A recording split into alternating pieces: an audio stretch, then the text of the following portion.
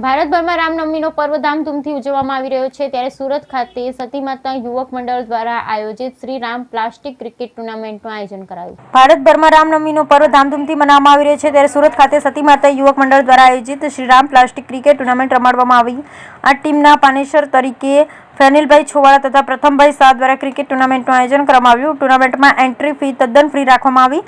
ટીમમાં 32 ટીમે ભાગ લીધો. ક્રિકેટ ટુર્નામેન્ટના લઈને લોકોમાં અનોખો ઉત્સાહ જોવા મળ્યો. આ ટુર્નામેન્ટમાં ગલી ક્રિકેટ ટુર્નામેન્ટ તરીકે રમાડવામાં આવશે. આ ટુર્નામેન્ટની શરૂઆત શ્રી રામ ભગવાનની પૂજા કરી રાષ્ટ્રગીત વગાડી ઢોલ નગારા વગાડી કરવામાં આવી. ગલીમાં આજુબાજુ રહેતા લોકો પણ સારો એવો સપોર્ટ કરે છે. Video report Sunil Ganjawala, Surat. આ ટુર્નામેન્ટમાં કેટલી ટીમ ભાગ લે છે અને એન્ટ્રી ફી કેવી રીતે છે?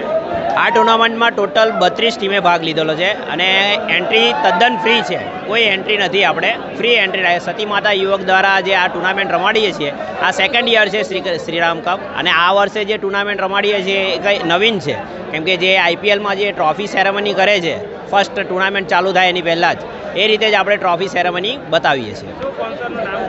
ફેનિલભાઈ છોવાલા અને પ્રથમભાઈ શાહ.